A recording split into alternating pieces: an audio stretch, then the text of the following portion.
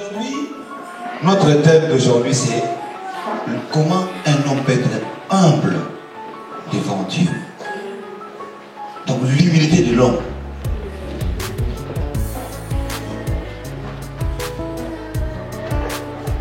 Vous savez, la dernière fois, on nous a parlé de l'amour du prochain.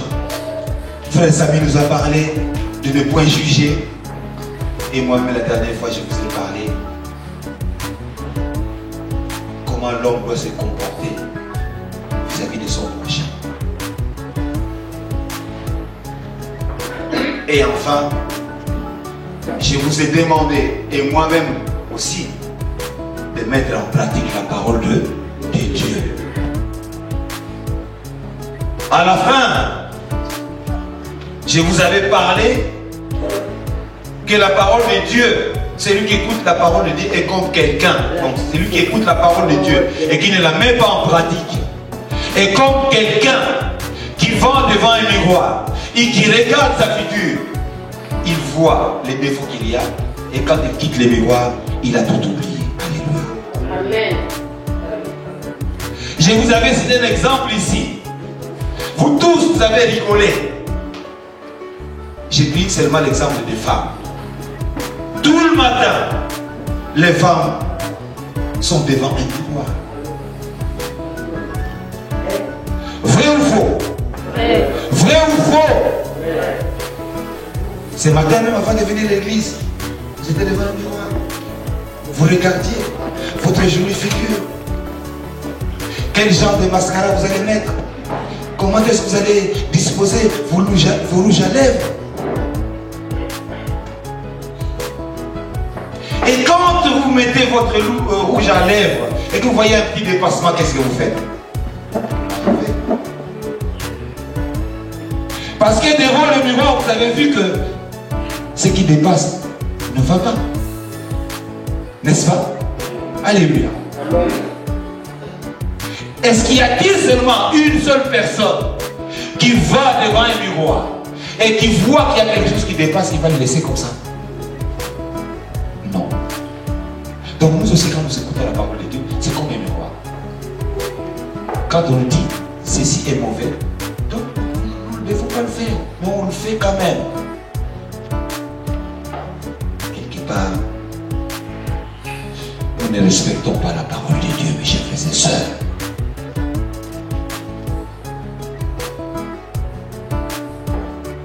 Je vous avais même dit que qui parmi vous, le matin, que ce soit vous messieurs ou madame, vous, jeunes garçons ou jeunes filles, vous allez le matin devant un miroir, vous regardez, vous avez une grosse barbe, toute blanche. Vous allez dire, oh, ça fait rien, je vais sortir comme ça. Sans vous soucier que les autres ils vont dire, mais c'est quoi cet homme-là? C'est ça la parole de Dieu. Vous écoutez, vous ne la mettez pas en pratique. C'est comme quelqu'un qui vient, qui regarde, il voit il y a un défaut, mais il dit, bon, ben, je laisse comme ça. Alléluia. Corrigeons ce qui est mauvais. Si nous venons à l'église, c'est parce que nous voulons écouter les conseils. Nul n'est parfait. Personne ne dira qu'il est sans péché. Non, nous sommes tous des pécheurs. David a dit même dans le psaume 51, j'ai été conçu dans le péché.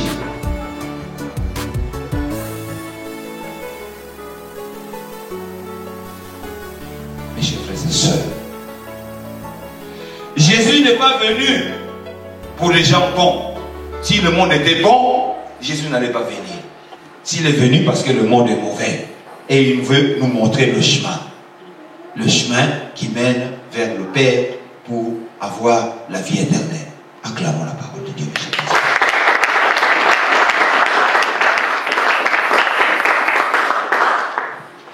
Alors aujourd'hui, comme je vous ai dit, mes chers frères et sœurs, nous allons parler, comme notre titre l'indique bien, l'humilité dans la vie de l'homme. Nous allons prendre nos Bibles. Dans Genèse 13, verset 7 à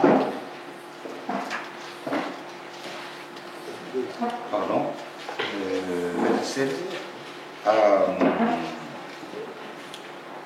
à 13.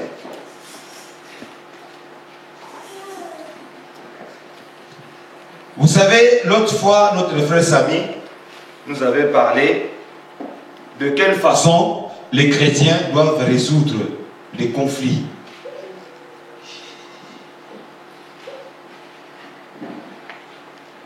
Et c'est lui qui avait cité ce passage. Moi, j'ai été lire ce passage et j'en ai tiré encore une autre leçon là-dedans. L'humilité dans la vie de l'homme. Nous allons lire et nous allons voir ce qui s'est passé.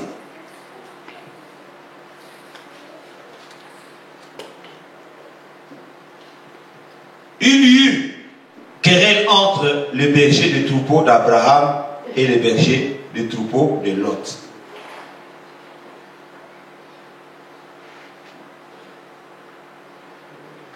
Est-ce qu'Abraham et Lot se sont disputés?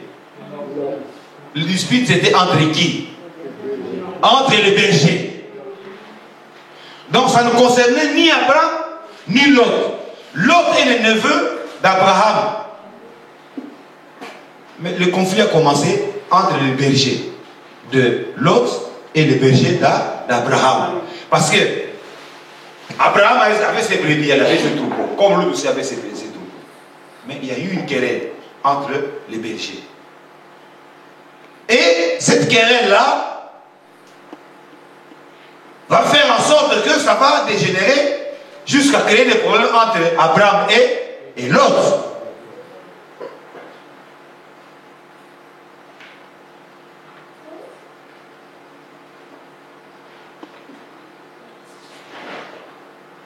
Alors, Abraham dit à Lot qu'il n'y ait point. Je t'ai pris des disputes entre moi et toi, ni entre mes bergers et tes bergers, car nous sommes deux frères. Alléluia. Amen. Tout le pays n'est-il pas devant toi? Sépare-toi donc de moi. Si tu vas à gauche, j'irai à droite. Si tu vas à droite, j'irai à gauche. L'autre leva les yeux et vit toute la plaine du Jourdain qui était entièrement arrosée. Avant que l'Éternel ait détruit Sodome et Gomorrhe, c'était jusqu'à Adjoa, comme un jardin de l'Éternel, comme le pays de l'Égypte. L'autre choisit pour lui toute la plaine du Jourdain et il s'avança vers l'Orient. C'est ainsi qu'ils se séparèrent l'un de l'autre. Abraham habita dans les pays de Canaan et Lot habita dans les villes de la plaine et dressait ses tentes jusqu'à Sodome.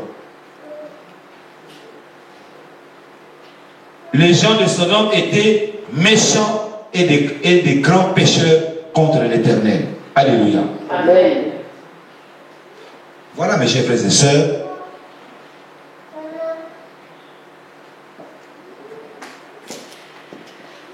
Comment est-ce que le diable vient pour séparer? Lot et Abraham, ce sont des gens qui ont été choisis. Mais le diable va entrer par où?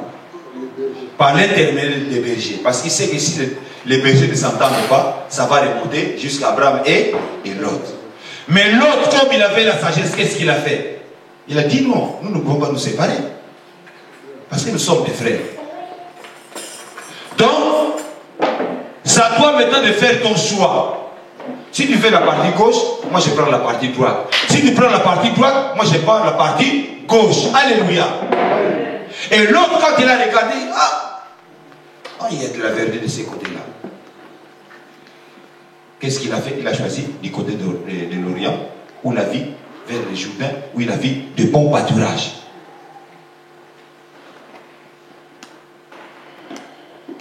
Abraham a dit, bon, d'accord, tu prends du côté de Sodome, moi je prends du côté de Canaan. Alléluia. Acclamons la parole de Dieu. Mais n'oubliez pas,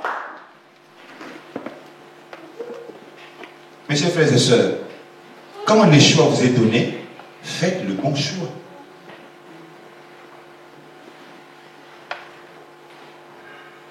Quand le choix vous est donné, faites le bon choix. choix.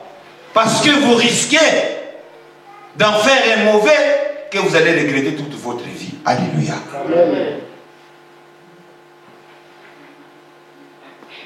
Abraham a mené sa vie, comme l'autre aussi menait sa vie.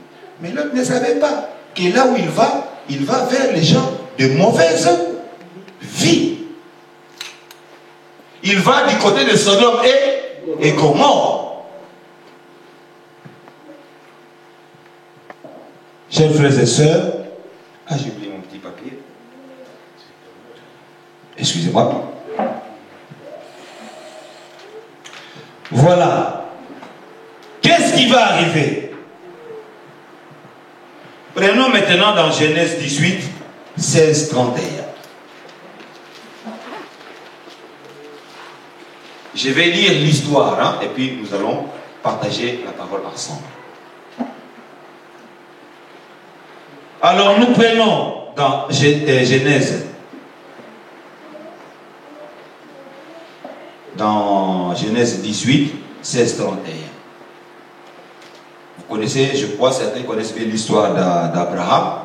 Abraham, un jour, il était assis dans sa maison, il voit deux personnes en train de passer. Il dit, mais Seigneur, ne passez pas, venez manger chez moi. Il leur a préparé à manger, ils ont mangé, il a lavé les pieds et ces gens-là voulaient partir. Et ces gens-là, ils ont vu, ils ont remarqué, constaté la générosité d'Abraham.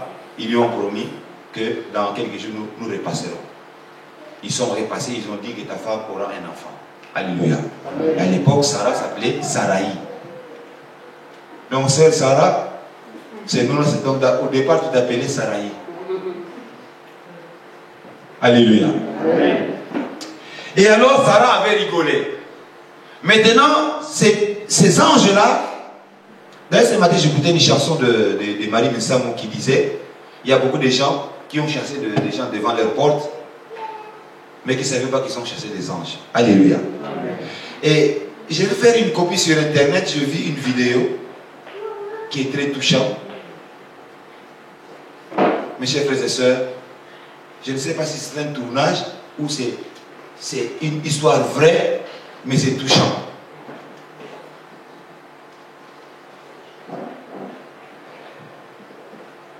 Donc ces hommes se levèrent pour partir et regarder du côté de Sodome. Abraham alla avec eux pour les accompagner. Donc à ce moment-là, Lot et Abraham s'étaient déjà séparés. Donc Lot était du côté de Sodome, Abraham est resté du côté de Canaan. Et ces gens-là, quand ils voulaient partir, ils allaient vers Sodome. Donc ils ont pris la direction de Sodome. Abraham a dit, je vais vous accompagner. Pour vous accompagner le temps que vous prenez la route et puis bon, moi je vais rentrer chez moi. Alors l'Éternel dit, cacherai-je à Abraham ce que je vais faire? Abraham deviendra certainement une nation grande et puissante, et en lui seront bénies toutes les nations de la terre. Car je l'ai choisi afin qu'il ordonne à ses fils et à sa maison après de lui garder la voie de l'Éternel en pratiquant la droiture et la justice, et qu'ainsi l'Éternel accomplisse en faveur d'Abraham les promesses qu'il lui a faites. Et l'Éternel dit, le cri contre Sodome et Gomorrhe s'est accru et leur péché est énorme. C'est pourquoi je vais descendre et je verrai s'ils ont agi entièrement selon le bruit venu jusqu'à moi. Et si cela n'est pas, je le saurai. Alléluia. Les hommes s'éloignèrent et allèrent vers Sodome. Mais Abraham, c'était encore en présence de l'Éternel. Abraham s'approcha et dit, feras-tu aussi périr les justes avec les méchants? Peut-être y a-t-il 50 justes au milieu de la ville. Le feras-tu périr? Aussi, ne pardonneras-tu pas à la ville à cause des 50 justes qui sont au milieu d'elle? Faire mourir le juste avant avec les méchants, en sorte qu'il en soit du juste comme du méchant. Loin de toi cette manière d'agir. Loin de toi celui qui juge toute la terre. N'exercera-t-il pas la justice? Et l'Éternel dit, si je trouve dans Sodome 50 justes au milieu de la ville, je pardonnerai toute la ville à cause d'eux. Abraham reprit et dit, voici, j'ai osé parler au Seigneur, moi qui ne suis que poudre et sang. Peut-être de 50 justes, en manquera-t-il 5 pour 5, détruiras-tu toute une ville? Et Éternel dit, je ne la détruirai point, si je trouve 45 justes. Abraham continua de lui parler et dit, peut-être s'y trouvera-t-il 40 justes. Elle dit, je ne ferai rien à cause des 40. Abraham dit, que le Seigneur ne s'irrite point, je parlerai. Peut-être s'y trouvera-t-il 30 justes. Et l'Éternel dit, je ne ferai rien si je trouve 30. Abraham dit, voici j'ai osé parler au Seigneur. Peut-être s'y trouve-t-il 20 justes. Et l'Éternel dit, je ne détruirai point à cause de ces 20. Abraham dit que le Seigneur ne s'irrite point. Je ne parlerai plus que cette fois. Peut-être s'y trouvera-t-il 10 justes. Et l'Éternel dit, je ne détruirai point à cause de ces 10 justes. L'Éternel s'en alla. Lorsqu'il eut achevé de parler à Abraham, et Abraham retourna dans sa demeure. Alléluia. Est-ce que vous avez compris quelque chose là-dessus? Est-ce que vous avez compris quelque chose? Abraham, il a son neveu, il a son frère, l'autre. Le berger se dispute. Il se sépare et dit, je ne veux pas de problème. Choisis du côté où tu vas aller. Si tu vas à droite, moi je vais à gauche. Si tu vas à gauche, moi je vais à droite. Un jour, le Seigneur vient visiter Abraham. Il va accompagner les anges. Il dit, je vais vous accompagner. Et comme il accompagne les anges, l'Éternel lui apparaît. Il lui parlait, dit, voilà, j'ai entendu beaucoup de bêtises pour Sodome et Gomorrhe. J'ai envoyé des anges pour aller vérifier. Si ce que j'ai entendu dire de cette ville-là est vrai, je vais faire quoi? Je vais la détruire. Alléluia. Mais Abraham savait que son neveu était à Sodome et Gomorrhe.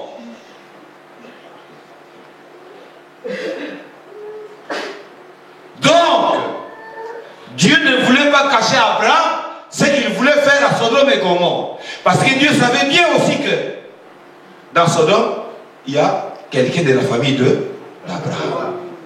Et Abraham, ayant entendu que je vais tout détruire, qu'est-ce qu'il a fait? Il a commencé par défendre. Ah Dieu, s'il y a 1000 personnes, s'il y a 50, s'il y a 40, s'il y a 30.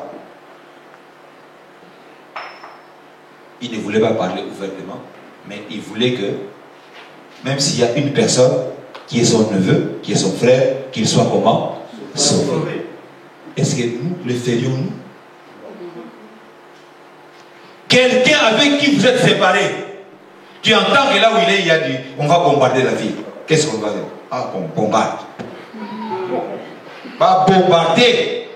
Comme ça, on n'entendra plus parler de lui.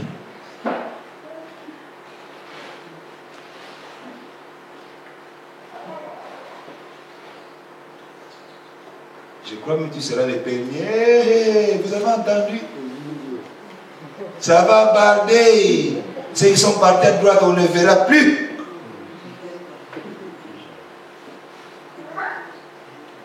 Tu deviens publicitaire du malheur de l'autre. Alléluia. Amen. C'est nous les hommes. Quand on se sépare avec une femme, quand on se sépare avec une copine, là où il va, on n'a jamais souhaité le bonheur de cette femme. Jamais. Tu l'as vu comment? Oh là là, qu'est-ce qu'elle est moche, qu'est-ce qu'elle est moche, qu'est-ce qu'elle est moche. Si ce n'était pas moi, si ce n'était pas moi qui l'avais entretenue, tu as vu comment est-ce qu'elle est devenue?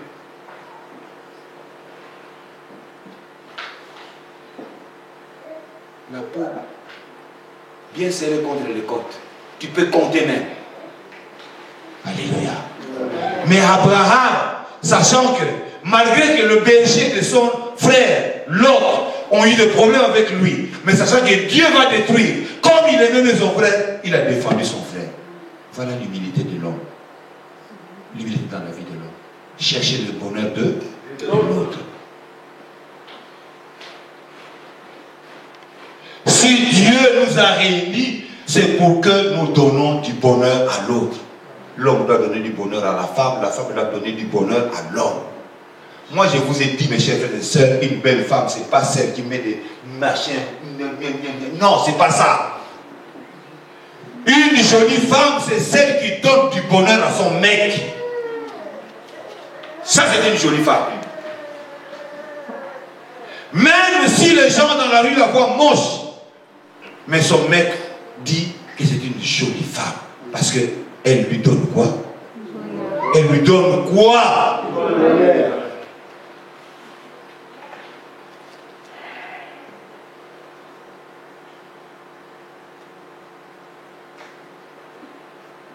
Soyez humbles, mes chers frères et sœurs. Défendez les autres.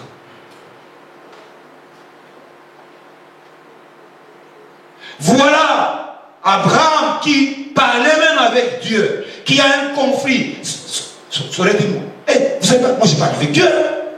Quoi? Vous me laissez comme un berger? Vous allez voir. Mais lui, il a dit, choisissez un endroit où vous voulez aller. Si tu prends à droite, moi je prends à gauche. Et du côté qu'il a pris, il ne savait pas qu'il allait du mauvais côté. Malgré qu'il est parti du mauvais côté, Abraham a plaidé sa cause devant Dieu. Alléluia. Amen. Ma soeur, mon frère, es-tu prêt à plaider la cause de quelqu'un que tu n'aimes pas? Es-tu prêt à plaider la cause de quelqu'un qui t'a fait du mal? Pose-toi la question aujourd'hui, mes chers frères et sœurs. Soyez humbles. Car la dernière fois, notre frère Samy nous a dit, ne jugez point. Parce que la justice appartient à qui? À Dieu. La justice appartient à qui? À Dieu. Nous, notre devoir, c'est de pouvoir pardonner.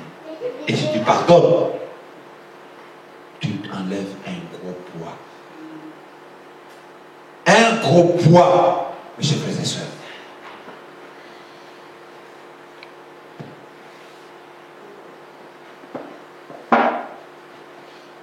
Moi, j'ai lu un livre de Nguyen Sankar Libon, c'est lui qui fut le ministre de l'Intérieur du Congo. Il avait dit, quand il a eu des problèmes, il a dit, celui qui est victime d'une souffrance en souffre moins que l'auteur de l'injustice lui-même. Moi, je souffre parce que j'ai subi une injustice. Mais c'est lui qui a commis cette injustice-là, il sait que j'ai commis une injustice. Il y passera tous les jours. C'est lui qui a subi l'injustice, il dit peut-être j'ai été fautif. Il ne sait pas qu'on l'a injustement accusé ou bien qu'il a été injustement condamné parce qu'il y a une loi. Mais c'est lui qui sait que j'ai condamné quelqu'un injustement, il en souffrira toujours, durant toute sa vie. Et mes chers frères et sœurs, des fois vous voyez les gens avant de mourir, ils disent il faut que je confesse. Parce qu'il porte un poids en lui. Alléluia. Amen. Frères et sœurs, libérez-vous du poids que vous avez. Libérez-vous.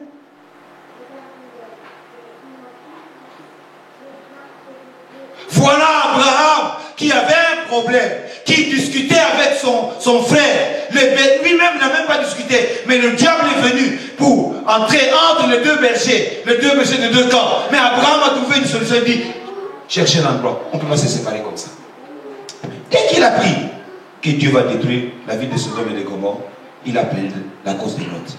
Il a dit, et en fait de compte, il a dit, je sais, je préserverai la vie de ton neveu. Alléluia. Et nous savons, et nous connaissons l'histoire de Sodome et de Gomorrhe. Sodome et Gomorrhe a été détruit, mais Lot et ses enfants ont été sauvés. Sa femme, qui était liée à cette vie-là, elle voulait regarder pour savoir exactement ce qui allait se passer. Elle est devenue un bloc de sel. Alléluia. Ma soeur, mon frère, tu veux devenir un bloc de sel? Comme ça, nous viendrons casser chaque fois que nous manquerons du sel. Pour découvrir. Alléluia. Acclame la parole de Dieu.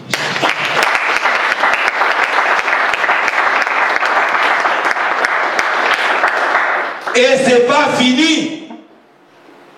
Prenons Actes 9, 10 à 19. Actes des apôtres. Nous verrons encore ce qui s'est passé.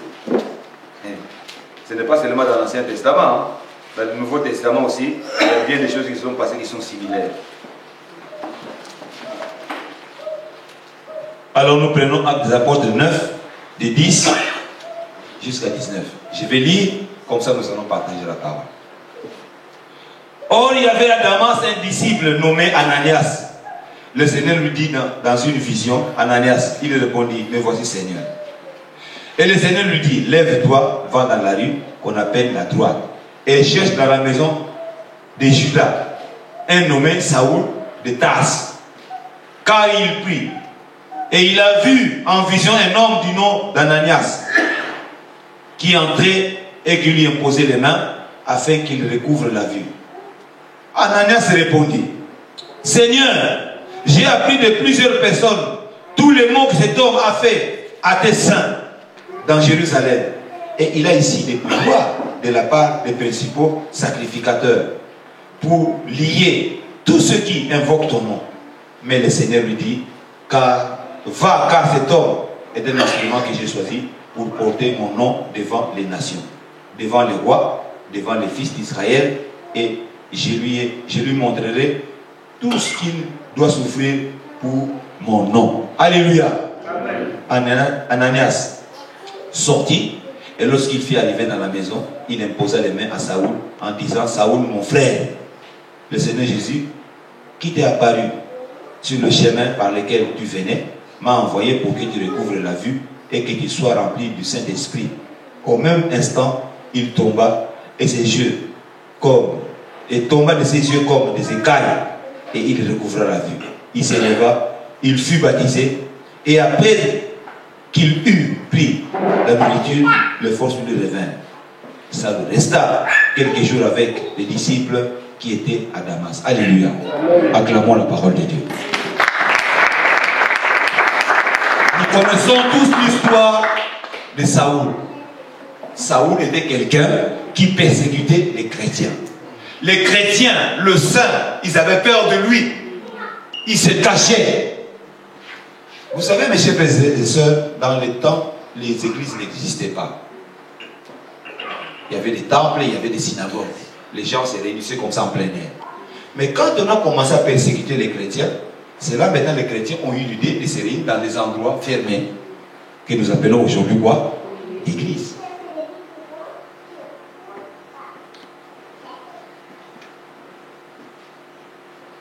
Et Saoul, lui, était quelqu'un qui était contre le chrétien. Quand il sait que ma soeur du prie, il va voir les rois, les Sanhédrins, les soldats, il dit, bon, donnez-moi une lettre. Il vient, il vous arrête, il vous livre.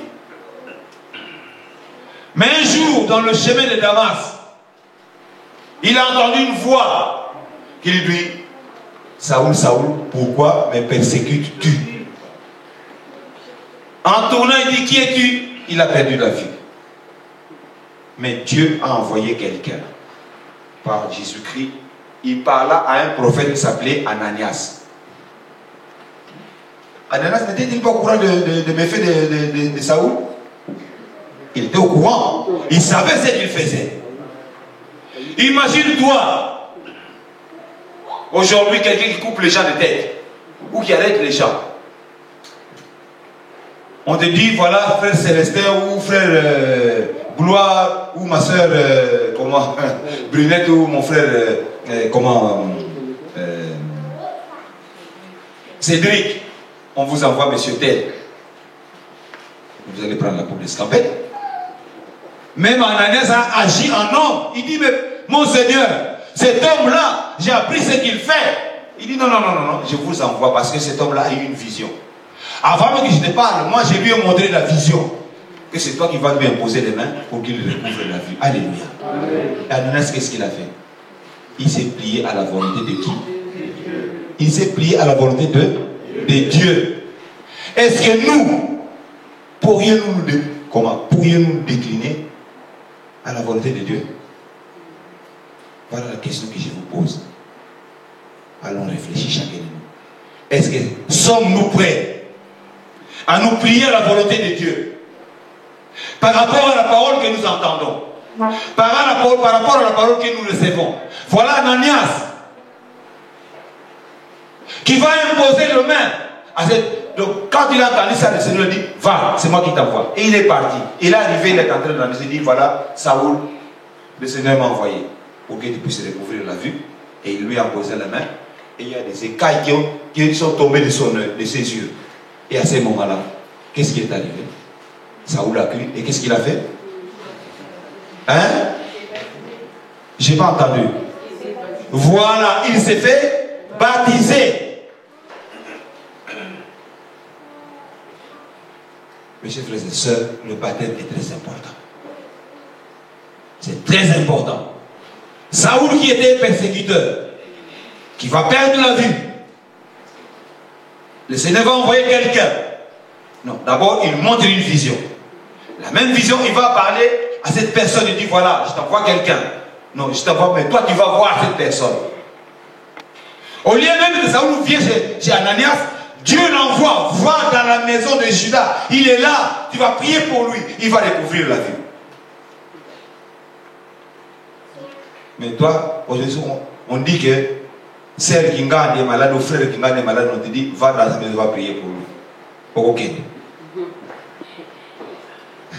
Tu vas y aller. Qui? Celui-là. Ah! Mieux qu'il meure. Mais les jours où toi, tu es devant la mort, tu dis, Dieu fait quoi?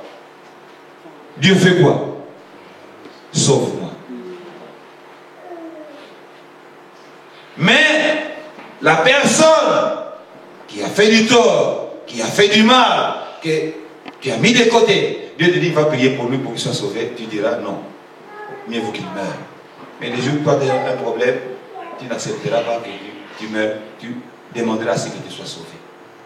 Pour que tu sois sauvé, sauve d'abord l'autre. Pour que tu sois pardonné, pardonne l'autre. Alléluia. Acclamons la parole de Dieu.